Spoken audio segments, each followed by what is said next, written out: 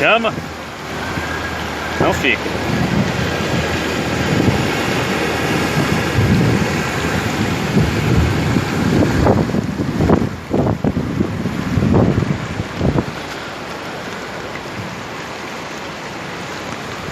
Rapaz, chuva forte na velha.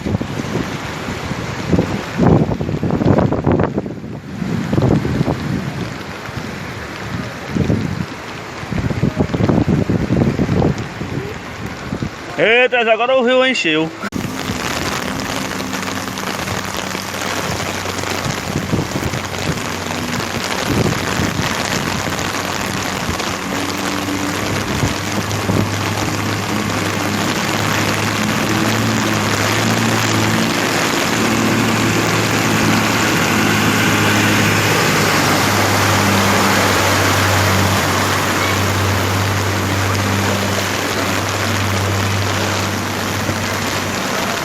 É chuva, meu Deus. Pense que é chuva.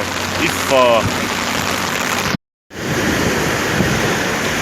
Se liga só como é que tá aqui. Ó. E os carros são como jet ski, assim. Aí vem um. Ele vem no pau. Vai parar bem aqui no meio. Agora para. Opa!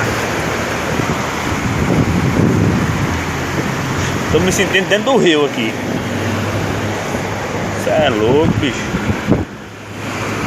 A água tá subindo os capôs dos carros. O carro não passou.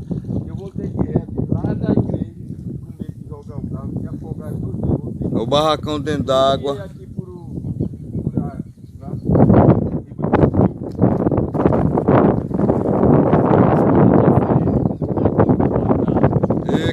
Você pode vir pescar.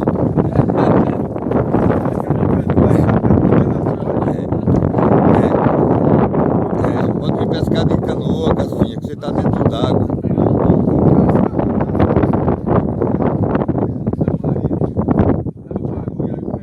Foi mesmo. E maretou muito hoje, viu? O vento derrubou até o pé de pau. Olha o largão que tá aqui, ó. O vento derrubou o pé de pau. Repara como tá. Viu? Olha. Olha a chuva. Vocês estão vendo? Olha. Você tá vendo? O aguaceiro. Nós estamos dentro d'água, com o barraco tudo dentro d'água hoje, mas seu. Olha do vento. Olha. Esse aqui é o barraco da Cassinha.